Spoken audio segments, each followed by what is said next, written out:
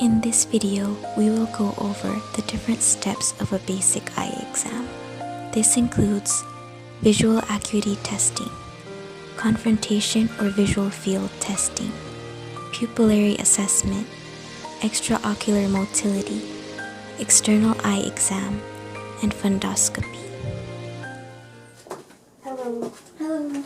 I'm Jabona and I'm a third-year medical student at LMU, and I want to perform a few tests for your eye exam. Shall we start? Yes. Place the patient at the designated distance, usually 20 feet or 6 meters, from a well-illuminated Snellen chart. By convention, the right eye is tested and recorded first. Completely occlude the left eye using an opaque occluder or the palm of your hand. Ask the patient to read the smallest line in which he or she can distinguish more than one half of the letters.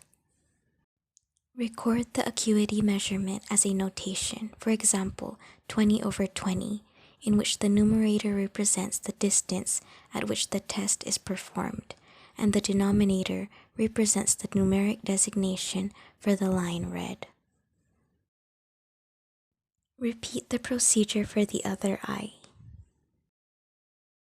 The patient unable to read the largest letter on a Snellen chart should be moved closer to the chart until that letter can be read.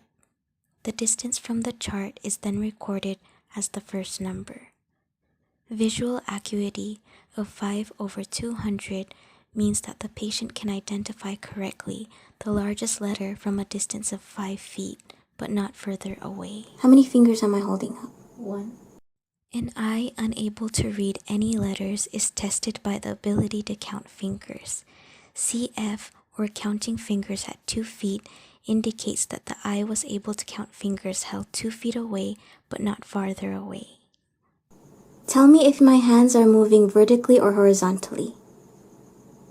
If counting fingers is not possible, the eye may be able to detect a hand moving vertically or horizontally. This is known as the hand motions vision. Can you see the light? Yes. The next lower level of vision would be the ability to perceive light, LP or light perception. An eye that is totally blind is recorded as having no light perception, or NLP. So, if the patient cannot detect hand motion, use a pen light to determine whether he or she can detect the direction or the perception of light. Confrontation visual field testing grossly examines for any significant visual field defects. The examiner takes a position about 1 meter in front of the patient.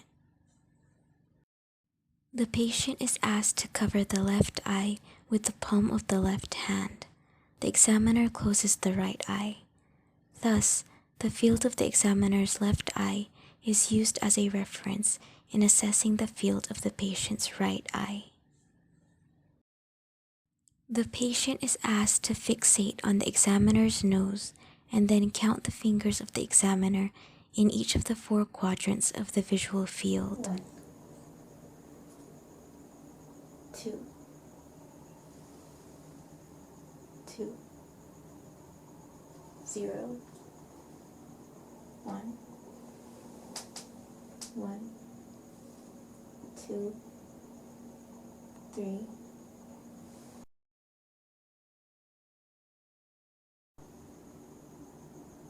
Okay, can you follow Rilakuma for me?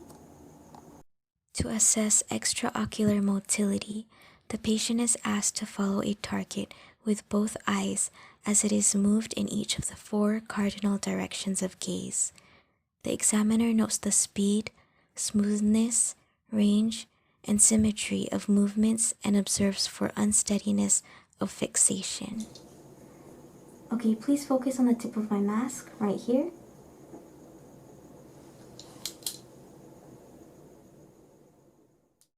For the pupillary assessment, the pen light is directed towards each eye. Dim lighting conditions help to accentuate the pupillary response. The direct response to light refers to constriction of the illuminated pupil. The reaction may be graded as either brisk or sluggish. The consensual response is the normal simultaneous constriction of the opposite non-illuminated pupil. The swinging pen light test is used for relative afferent pupillary defect. As a light is swung back and forth in front of the two pupils, one can compare the reactions to stimulation of each eye, which should be equal. A general external examination of the ocular adnexa, which include the eyelids and periocular area, is performed. The positions of the eyelids are checked for abnormalities, such as ptosis or lid retraction. With regards to our 58-year-old male patient, inspection findings are a clouded lens, a darkening of the iris color, and mild ptosis, all of which are seen on his left eye. The primary value of the direct ophthalmoscope is an examination of the fundus. The view may be impaired by cloudy ocular media, such as a cataract. The pupil can be pharmacologically dilated by either stimulating the iris dilator muscle with a sympathomimetic agent, such as phenylephrine, or by inhibiting the sphincter muscle with an anticholinergic eye drop, such as tropicamide. Combining drops from both pharmacologic classes produces the fastest onset, about 15 to 20 minutes, and widest dilation. Examination of the fundus is optimized by holding the ophthalmoscope as close to the patient's pupil as possible, approximately 1 to 2 inches, just as one can see more through a keyhole by getting as close to it as possible. This requires using the examiner's right eye and hand to examine the patient's right eye and the left eye and hand to examine the patient's left eye. For this video, we used a cell phone and a condensing lens as an indirect ophthalmoscope.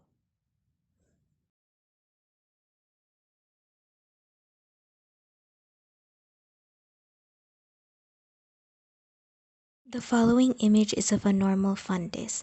Note that the retinal vessels all stop short of and do not cross the fovea.